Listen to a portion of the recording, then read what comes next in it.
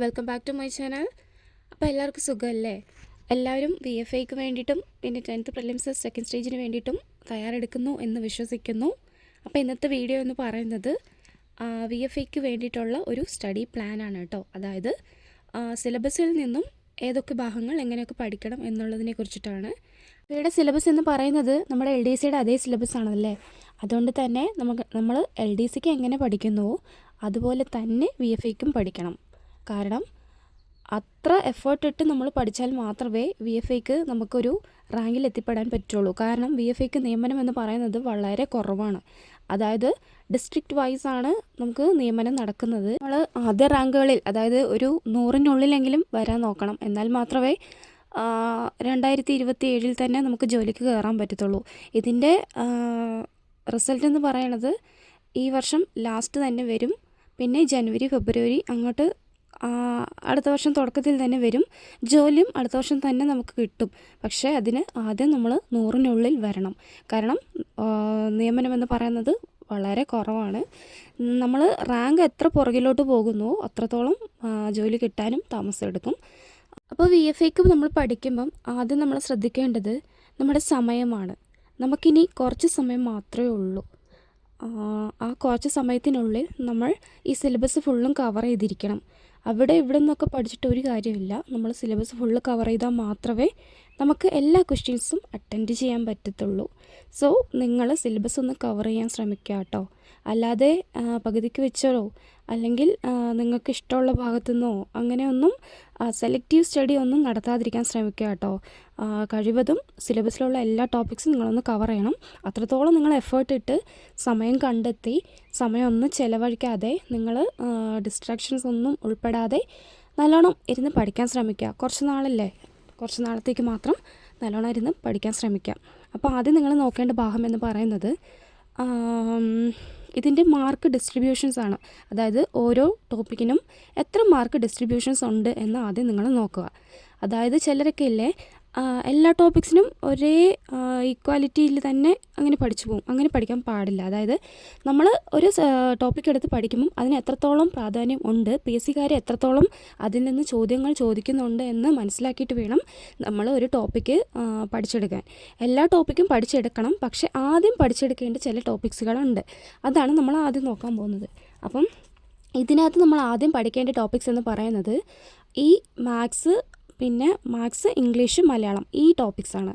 ആദ്യം നിങ്ങൾ എന്ന് പഠിക്കാൻ തുടങ്ങുന്നു, അതായത് ഇന്നായിക്കോട്ടെ നാളെ ആയിക്കോട്ടെ, നിങ്ങൾ ആദ്യം പഠിക്കാൻ തുടങ്ങുമ്പോൾ തന്നെ ഈ ഇംഗ്ലീഷും മാത്സും മലയാളം നിങ്ങൾ എന്തായാലും അപ്പം തന്നെ തുടങ്ങിയിരിക്കണം. കാരണം അവസാനത്തേക്ക് നിങ്ങൾ മാറ്റിവെക്കാൻ നിന്ന് കഴിഞ്ഞാൽ ഇതൊരിക്കലും തീരാൻ പോകുന്നില്ല. കാരണം അത്രത്തോളം കാണുമ്പം നമുക്ക് കുറച്ചേ തോന്നത്തുള്ളൂ ടോപ്പിക്സ്. പക്ഷേ ഓരോ ടോപ്പിക്സ് എടുത്തു കഴിഞ്ഞാൽ അതിനകത്ത് പഠിക്കാൻ മാത്രം അത്രത്തോളം കാര്യങ്ങളുണ്ട്. അതുകൊണ്ട് നമ്മൾ ആദ്യം മുതൽ ഇതൊന്ന് പ്രാക്ടീസ് ചെയ്യാൻ നോക്കുക കേട്ടോ. അല്ലാതെ ഇത് അവസാനം പഠിക്കാൻ നിന്ന് കഴിഞ്ഞാൽ ഒന്നും നമുക്ക് പഠിച്ചൊന്നും നമുക്ക് തലയ്ക്ക് നിൽക്കത്തുമില്ല, അല്ലാതെ തീരത്തുമില്ല. അങ്ങനെ രണ്ട് കാര്യങ്ങളുണ്ട്. സോ നിങ്ങൾ ആദ്യം മാത്സ്, ഇംഗ്ലീഷും മലയാളം നോക്കുക. അതിലും ഇത് മൂന്നും ചെയ്ത് തന്നെ പഠിക്കാൻ നോക്കുക കേട്ടോ. അത് മലയാളം ചെയ്തില്ലെങ്കിലും കുഴപ്പമില്ല. ഇംഗ്ലീഷും മാത്സും എന്നും ചെയ്ത് നിങ്ങൾ ശീലിച്ചാൽ മാത്രമേ നിങ്ങൾക്കത് ഗുണം ഉണ്ടാകത്തുള്ളൂ കേട്ടോ. അപ്പം ആദ്യം മാത്സ്, ഇംഗ്ലീഷ്, മലയാളം, പിന്നെ ഇതിൻ്റെ തന്നെ പ്രീവിയസ് ഇയർ ക്വസ്റ്റ്യൻസും കൂടി ഒന്ന് പ്രാക്ടീസ് ചെയ്യാൻ നോക്കുക. എന്നാൽ മാത്രമാണ് അത് നമുക്ക് ഫുള്ളായി ഒന്ന് കവർ ചെയ്ത് കിട്ടത്തുള്ളൂ. അപ്പം മാത്സ് ഓരോന്നും ചെയ്ത് നോക്കുക. അടുത്തതായിട്ട് നമ്മൾ നോക്കേണ്ടത് ആനുകാലിക വിഷയങ്ങളാണ്. ഇതിൻ്റെ കൂടെ തന്നെ നമ്മൾ എന്നും നോക്കേണ്ട ഒരു ഭാഗമാണ് ഈ ആനുകാലിക വിഷയങ്ങളെന്ന് പറയുന്നത്. കാരണം ഈ കറണ്ട് അഫയേഴ്സും തന്നെ അവസാനത്തേക്ക് എടുത്തു വെച്ച് കഴിഞ്ഞാൽ നമുക്ക് ഒരിക്കലും തീരാൻ പോകുന്നില്ല. അതുകൊണ്ട് നമ്മൾ ആദ്യം മുതൽ തന്നെ 2026, 25, 24 ഈ 3 വർഷത്തിലുള്ളതും ഇപ്പോൾ 2026 പകുതിയിലായിട്ടുള്ളൂ. ഈ 2.5 വർഷത്തിലുള്ളതും ഫുള്ളും നമ്മൾ പഠിച്ചെടുക്കാൻ ശ്രമിക്കണം. അങ്ങോട്ട് 23, 22 വേണം. ആദ്യം നിങ്ങൾ ഇതൊന്ന് തീർക്കാൻ ശ്രമിക്കുക. എന്നിട്ട് 23, 22 ഒന്ന് നോക്കുക കേട്ടോ. കാരണം 23 വരെ, അതായത് 24, 25, 26 മസ്റ്റായിട്ട് അവരെന്തായാലും ചോദിച്ചിരിക്കും. പിന്നെ ചിലപ്പം 23, 22 ചോദിക്കാൻ ചാൻസ് ഉണ്ട്. അപ്പോൾ ആദ്യം നിങ്ങൾ ഈ 2.5 വർഷത്തിലുള്ളത് സ്പോർട്സ് വൈസും പിന്നെ അതായത് ടോപ്പിക് വൈസ് നിങ്ങളൊന്ന് കവർ ചെയ്യാൻ ശ്രമിക്കുക. അപ്പം ആനുകാലിക വിഷയങ്ങളാണ് നിങ്ങൾ സെക്കൻഡ് നോക്കേണ്ടത്. അപ്പം നിങ്ങൾ ഈ 4 ടോപ്പിക്സ് കവർ ചെയ്ത് കഴിഞ്ഞാൽ തന്നെ നിങ്ങൾക്ക് ഇവിടെ 50 മാർക്കിലുള്ള ഒരു പാർട്ട് തീരും. അതായത് ആനുകാലിക വിഷയങ്ങൾ കറണ്ട് അഫയേഴ്സിന് 20 മാർക്കും മാത്സ്, ഇംഗ്ലീഷ്, മലയാളം ഇതിനകത്ത് 10 വെച്ചിട്ട് അങ്ങനെ 30. അപ്പം ഇതിനകത്ത് തന്നെ നിങ്ങൾ നല്ലോണം ശ്രമിച്ചു കഴിഞ്ഞാൽ 50-ൽ ഒരു 40-ന് മുകളിൽ നിങ്ങൾ മേടിക്കാൻ ശ്രമിക്കണം. എന്നാൽ മാത്രമാണ് മുകളിലുള്ള GK പോർഷനിൽ നിന്നും നമുക്ക് കുറച്ച് മാർക്ക് നേടിക്കൊണ്ട് റാങ്കിൽ എത്തിപ്പെടാൻ പറ്റത്തുള്ളൂ. അതായത് മുകളിലുള്ള ഭാഗം എന്ന് പറയുന്നത് കുറച്ച് കടികട്ടി കൂടിയതാണ്. കാരണം എവിടെ നിന്ന് ചോദിക്കുമെന്ന് നമുക്ക് ഉറപ്പ് പറയാൻ പറ്റത്തില്ല. നമ്മളെങ്ങനെയൊക്കെ പറഞ്ഞാലും അതായത് SCRTയിൽ നിന്ന് ചോദിക്കും, അല്ലെങ്കിൽ റാങ്ക് ഫയലിൽ വെച്ചിട്ട് ചോദിക്കും, അല്ലെങ്കിൽ ഇത്ര PYQ ഒക്കെ നിന്നാണ് ചോദിക്കുന്നത് എന്നൊക്കെ പറഞ്ഞാലും അവർ ചിലപ്പം നമ്മൾ ആലോചിക്കാതെ രീതിയിൽ ചോദ്യങ്ങൾ ചോദിക്കാവുന്ന രീതിയിലാണ് ഇപ്പം PSC പോയിക്കൊണ്ടിരിക്കുന്നത്. അതുകൊണ്ട് നമുക്ക് ഈ GK പാർട്ടിൽ നിന്നും മാർക്ക് നേടുക എന്നുള്ളത് ഒരു കുറച്ച് പാടുള്ള കാര്യമാണ്. പക്ഷേ ഇവിടെ അങ്ങനെയല്ല. മാത്സും ഇംഗ്ലീഷും മലയാളം നമുക്ക് പെട്ടെന്ന് മാർക്ക് സ്കോർ ചെയ്യാൻ പറ്റിയ ഒരു ഭാഗമാണ്. അതുകൊണ്ട് നിങ്ങൾ ഇതിനകത്ത് നല്ലോണം സമയം കൊടുത്ത് പഠിച്ച് തീർക്കാൻ ശ്രമിക്കുക. പിന്നെ ബാക്കിയുള്ള സമയം കൊണ്ട് നിങ്ങൾ GK തീർത്താൽ മതി. അപ്പോൾ ആദ്യം നിങ്ങൾ ഈ 50 മാർക്കിനുള്ള ടോപ്പിക്സ് കുറച്ചായിട്ട് ഡെയിലി നിങ്ങൾ പ്രാക്ടീസ് ചെയ്ത് വരിക. അത് കഴിഞ്ഞിട്ട് നിങ്ങൾ നോക്കേണ്ട ഒരു ഭാഗമാണ് ഭരണഘടന, ഇന്ത്യൻ ഭരണഘടന, അതായത് കോൺസ്റ്റിറ്റ്യൂഷൻ നിങ്ങൾക്ക് കുറച്ച് പഠിച്ചുകൊണ്ട് തന്നെ കുറേ മാർക്ക്, അതായത് ഫുൾ മാർക്ക് നിങ്ങൾക്ക് അതിനകത്ത് നിന്ന് നേടിയെടുക്കാൻ പറ്റും. പിന്നെ കോൺസ്റ്റിറ്റ്യൂഷൻ പഠിക്കുമ്പം നമ്മൾ ഒട്ടും ഇതിനകത്ത് മിസ്സാക്കാൻ പാടില്ലാത്ത 2-3 ടോപ്പിക്സാണ് ഈ ഭരണഘടനാ നിർമ്മാണ സമിതി, പിന്നെ ആമുഖം, പൗരത്വം, പിന്നെ ഏറ്റവും ഇമ്പോർട്ടൻ്റ് എന്ന് പറയുന്നത് മൗലിക അവകാശങ്ങളും മൗലിക കർത്തവ്യങ്ങളും. ഇത് ഒട്ടും ഒഴിവാക്കാൻ പാടില്ല കേട്ടോ. പിന്നെ ഭേദഗതികൾ ഒന്നും പഠിച്ചില്ലെങ്കിലും ഈ കോൺസ്റ്റിറ്റ്യൂഷനിൽ നിന്ന് ഇത്രയും ഭാഗങ്ങളും നിങ്ങൾ പഠിക്കാൻ ശ്രമിക്കുക. കോൺസ്റ്റിറ്റ്യൂഷൻ കഴിഞ്ഞിട്ട് നമുക്ക് സയൻസ് നോക്കണം. കാരണം അതിലും കുറേ ടോപ്പിക്സ് ഉണ്ട്. പ്രത്യേകിച്ച് ബയോളജിയൊക്കെ തന്നെ ഈ മനുഷ്യ ശരീരം എന്ന് പറയുന്ന ഒരു ടോപ്പിക്ക് തന്നെ ഒരു 2-4 ദിവസം എടുത്ത് തീർക്കേണ്ട അത്രയും ഭാഗങ്ങൾ ഇതിനകത്തുണ്ട്. അതുകൊണ്ട് ഓരോ ടോപ്പിക്സിനും നല്ല സമയമെടുത്ത് പഠിക്കേണ്ടി വരും. സോ നമുക്ക് നെക്സ്റ്റ് ബയോളജിയും കെമിസ്ട്രിയും ഫിസിക്സും നോക്കണം. എന്നാൽ മാത്രമേ പെട്ടെന്ന് ഇത് തീർന്ന് കിട്ടത്തുള്ളൂ. സയൻസൊക്കെ കഴിഞ്ഞിട്ട് പിന്നെ നമുക്ക് കലാ, കായികം, സാഹിത്യം, സംസ്കാരം ഈ ടോപ്പിക്കിലോട്ട് വരാം. അതിലും പ്രത്യേകിച്ച് കായികവും പിന്നെ സാഹിത്യം ഇത് രണ്ടിലോട്ടും നമുക്ക് പ്രത്യേക ശ്രദ്ധ കൊടുക്കണം. കാരണം ഇത് കറണ്ട് അഫയേഴ്സും ബന്ധപ്പെട്ടുള്ളതാണ്. അതായത് ഇതിനകത്ത് നിന്ന് പഴയ ചോദ്യങ്ങളും നമ്മൾ എക്സ്പെക്റ്റ് ചെയ്യാം. പിന്നെ പുതിയതായിട്ട് കറണ്ട് അഫയേഴ്സ് ബേസ് ചെയ്തിട്ടുള്ള ചോദ്യങ്ങൾ നമുക്ക് എക്സ്പെക്റ്റ് ചെയ്യാൻ പറ്റും.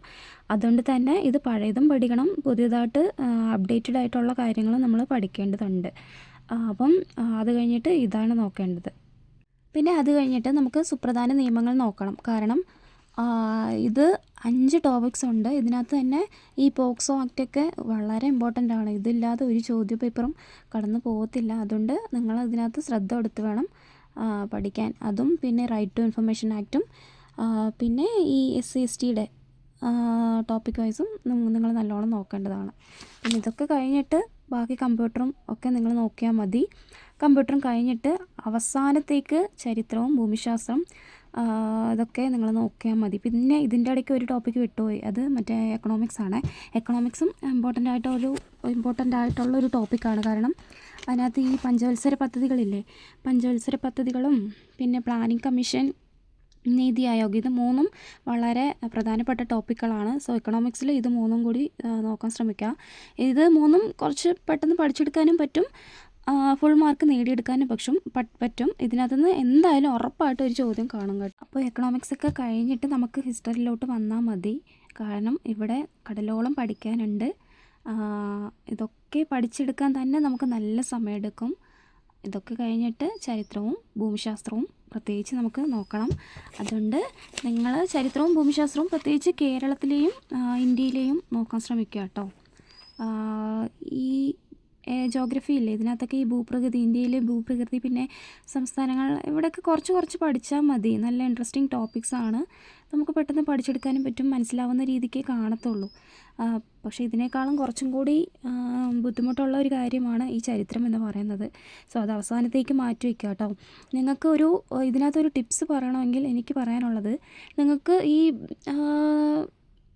കുറേ പേർക്ക് ഈ ചരിത്രമൊക്കെ പഠിക്കാനായിട്ട് ഇൻട്രസ്റ്റ് ഒന്നും കാണത്തില്ല. അങ്ങനെയുള്ളവർ എന്ത് ചെയ്യണമെന്ന് വെച്ചാൽ, അവസാനം നിങ്ങൾക്ക് സപ്പോസ് സമയമൊന്നും കിട്ടിയില്ലെങ്കിൽ പോലും നിങ്ങൾ ഈ PYQ ഒക്കെ നോക്കാൻ ശ്രമിക്കുക കേട്ടോ. ഒന്നില്ലെങ്കിലും ഇത് പഠിച്ചില്ലേ പോലും PYQ നല്ലോണം നോക്കിയിട്ട് പോവുക. ഒരു 4-5 വർഷത്തിന് മുന്നേ ഉള്ളതെങ്കിലും PYQ നല്ലോണം നോക്കിയിട്ട് പോവുക. അത് നിങ്ങൾക്ക് നല്ലോണം ഗുണം ചെയ്യും കേട്ടോ. ഒരു 5-6 തവണയെങ്കിലും PYQ റൊട്ടേറ്റ് ആക്കി അങ്ങനെ വീണ്ടും ആവർത്തിച്ച് ഒന്ന് നോക്കാൻ ശ്രമിക്കുക. അത് നിങ്ങൾക്ക് ഗുണം ചെയ്യും. ഒരു പക്ഷേ നിങ്ങൾക്ക് പഠിക്കാൻ പറ്റിയില്ലെങ്കിൽ മാത്രം ഇങ്ങനെ ശ്രമിക്കുക കേട്ടോ. അപ്പം ഇങ്ങനെ നിങ്ങളൊന്ന് പഠിച്ച് നോക്കൂ. പിന്നെ VFX ആയിട്ടുള്ള ഒരു ബ്ലൂ പ്രിൻ്റ് വെച്ചിട്ട് ഞാനൊരു വീഡിയോ ചെയ്യുന്നതായിരിക്കും. അപ്പം അത് ഞാൻ പെട്ടെന്ന് ചെയ്യാം. അതിലുള്ള ടോപ്പിക്സ് നിങ്ങൾക്ക് പഠിച്ചാൽ തന്നെ ഒരു 80% മാർക്ക് നിങ്ങൾക്ക് നേടിയെടുക്കാൻ പറ്റും കേട്ടോ. അത് ഞാൻ പെട്ടെന്ന് ചെയ്യുന്നതായിരിക്കും. അതിലുള്ള എല്ലാ ടോപ്പിക്സും നിങ്ങൾ പഠിച്ചെടുത്താൽ ഉറപ്പായും നിങ്ങൾക്ക് ഒരു 75 to 80% മാർക്ക് നേടിയെടുക്കാൻ പറ്റും. അപ്പം ഇത് കഴിഞ്ഞിട്ട് ഞാൻ ആ വീഡിയോ ചെയ്യുന്നതായിരിക്കും. അപ്പം ഈ വീഡിയോ ഒന്ന് ഇഷ്ടപ്പെട്ടാൽ നിങ്ങൾ ലൈക്ക് ചെയ്യുക, സബ്സ്ക്രൈബ് ചെയ്യുക. എന്തെങ്കിലും സംശയം ഉണ്ടെങ്കിൽ ഒന്ന് കമൻറ്റ് ചെയ്യുക കേട്ടോ. അപ്പം അടുത്ത വീഡിയോയിലേക്ക് കാണാം. ബൈ.